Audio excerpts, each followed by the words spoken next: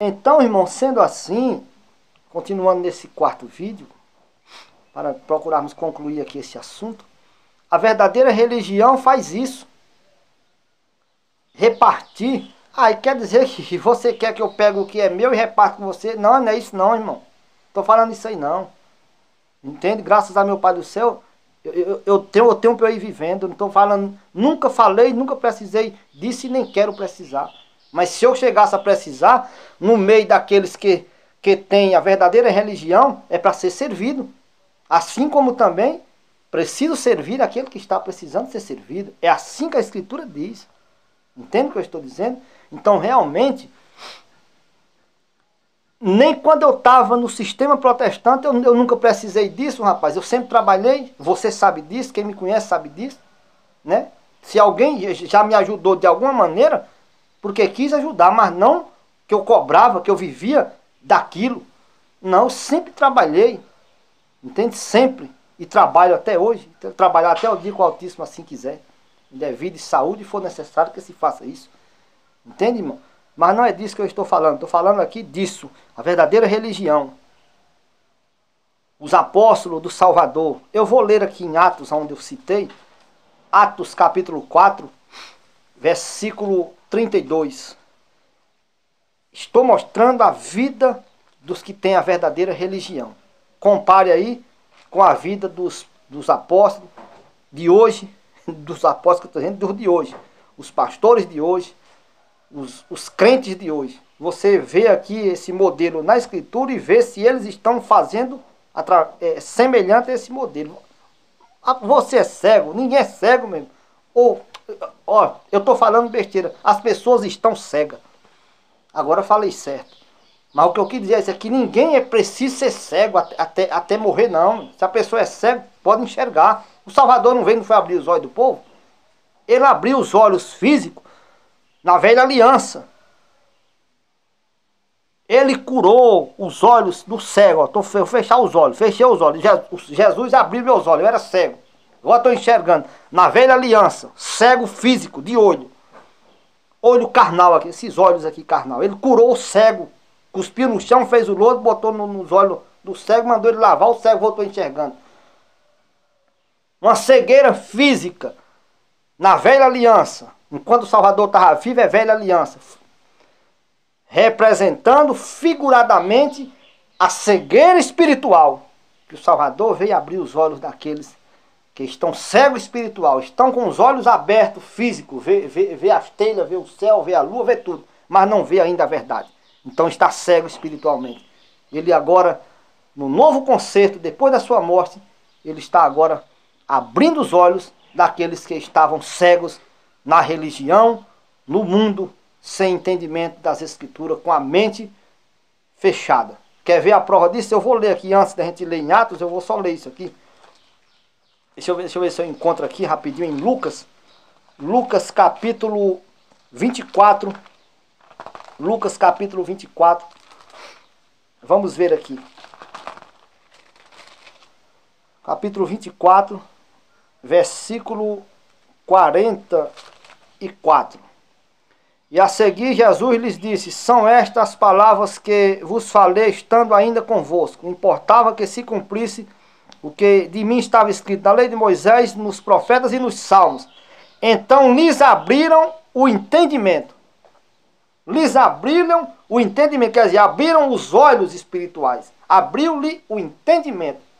Quer dizer, estava fechado, estavam cegos. Até aqui os discípulos, esses dois discípulos que iam conversando com o Salvador no caminho de Emaús, estavam sem entender as Escrituras. E quando o Salvador conversou com eles e explicou isso, aí diz aqui, abriram-lhes os entendimentos. Quer ver? O Salvador entrou na cabana desses dois discípulos que iam caminho de Emaús, quem já leu a Escritura sabe o que eu estou falando. E o Salvador, no partir do pão, eles conheceram que era o Salvador. Aí abriram os olhos, ou seja, como é que eles conheceram no partir do pão que era o Salvador se eles estavam com os olhos fechados?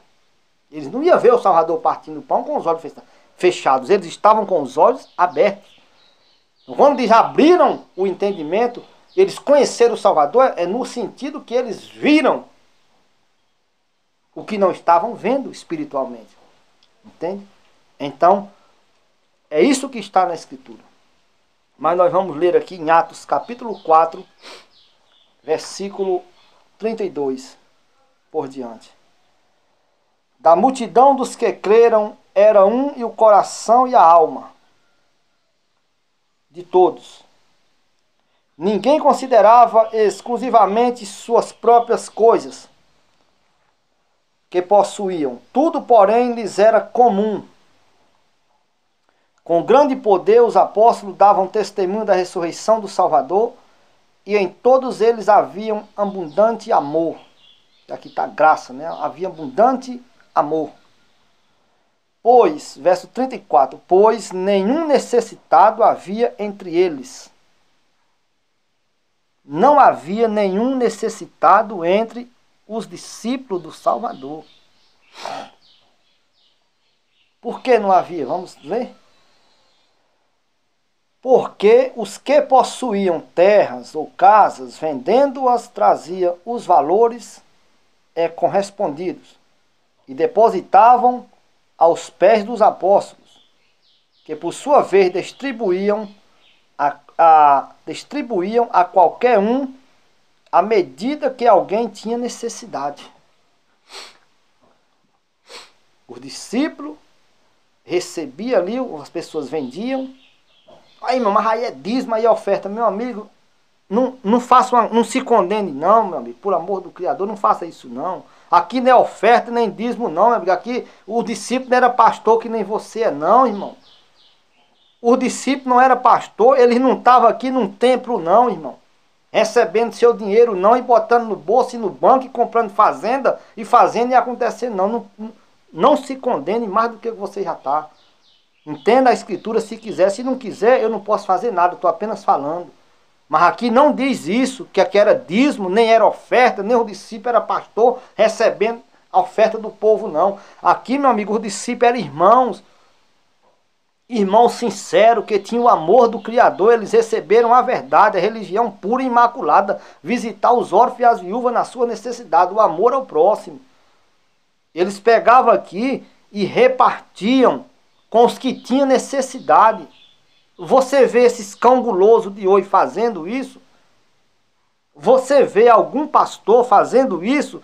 Por amor do Pai do céu, meu amigo, se você conhece um, por favor, me diga quem é. Me diga quem é, que eu quero ir lá dizer, meu amigo, meu irmão, você está fazendo certo. Eu quero ir lá dizer, meu irmão, conte comigo, vamos seguir junto, porque você está fazendo certo. Mas se você não me mostrar, meu amigo, eu vou ficar falando assim. Eu não conheço um pastor, eu não conheço um pastor, eu não conheço uma igreja que faz isso que os apóstolos fizeram. Por amor do Pai do céu, me diga qual é a igreja, qual é o pastor que faz isso. Teve um que chegou lá onde eu morava e disse que fazia, depois vamos fazer. Andou, foi longe de fazer, é igual aos outros. Recebia as coisas e faz enriquecer. Certo? Então não é assim. Certo? Como eu já disse anteriormente, eu nunca cobrei dízimo de ninguém. Mas os líderes religiosos, que são os maiorais, o intuito deles é enriquecer, é dinheiro. É crescer materialmente.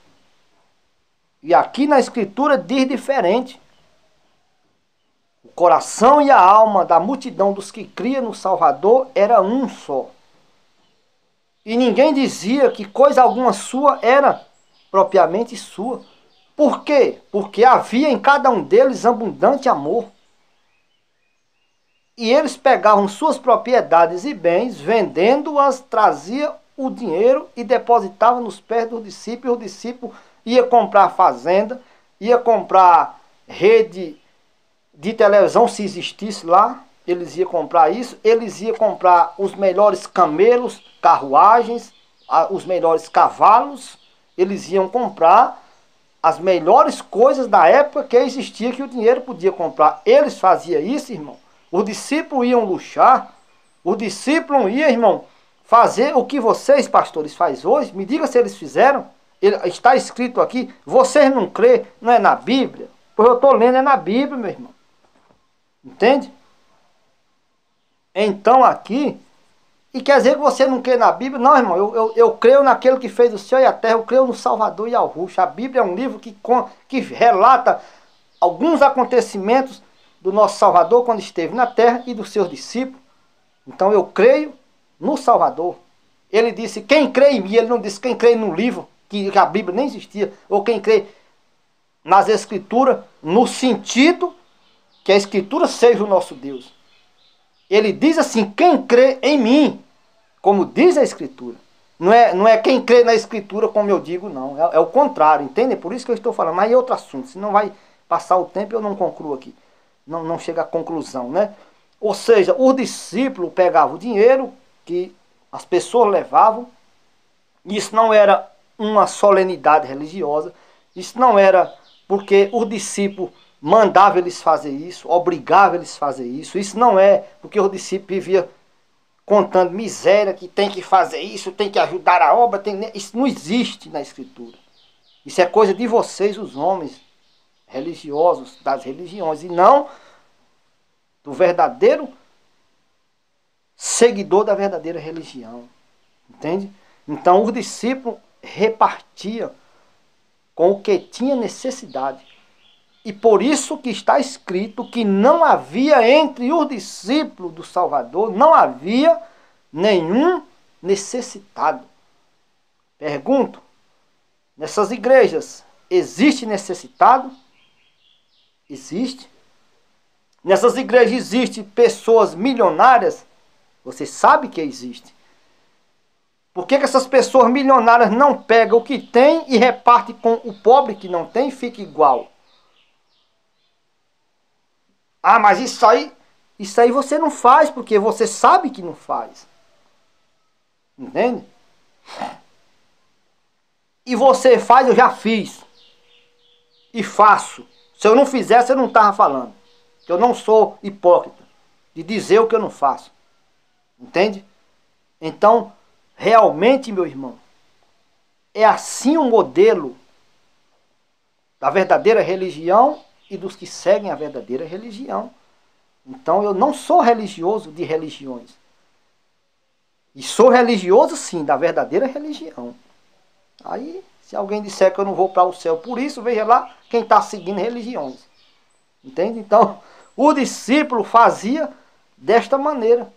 Vou ler em 1 aos Coríntios, ou 2 aos Coríntios, se não me falha aqui a memória, capítulo 8. 1 aos Coríntios, capítulo 8, versículo 13 e 14 aqui, vamos ver aqui nesse finalzinho de vídeo. A gente vê o que diz aqui, algo que Paulo falou lá do passado, que realmente, vamos ver aqui como foi que ele disse aqui. 2 aos Coríntios 8, versículo 13. Porque não é para que os outros tenham alívio e vós tenham sobrecargas, mas para que haja igualdade. Paulo está falando de repartir, dizendo, não é para você repartir, irmão, não é para que os outros tenham alívio e você tenha peso não, sobrecarga não, é para ficar igual. Não é para você pegar o que você tem e dar aos pobres e você ficar passando fome, não. Não é isso que a Escritura ensina, é para viver igual. Se você está comendo bem e o seu irmão está comendo mal, você se sente bem com isso? Os religiosos se sentem. Sinto muito em vos dizer, mas vamos ler aqui. Versículo 14. Suprindo a vossa abundância, o presente, a falta daqueles que de modo que a abundância daqueles venha a suprir a vossa falta. E assim haja de novo igualdade, como está escrito, o que muito colheu não teve de mais, e o que pouco colheu não teve de menos. Quando houve a passagem lá no Velho Testamento que caiu os alimentos do céu, aí o que muito ajuntou não sobrou. E nem o que pouco colheu não faltou. Por quê? Porque o que colheu muito repartiu com o que colheu pouco, ficou igual. E Paulo está dizendo isso aqui também, a mesma coisa. que aquele que tem demais reparta com o que não tem, para que não sobre demais para você e faz falta para o que não tem, para que haja igualdade. Ficamos por aqui.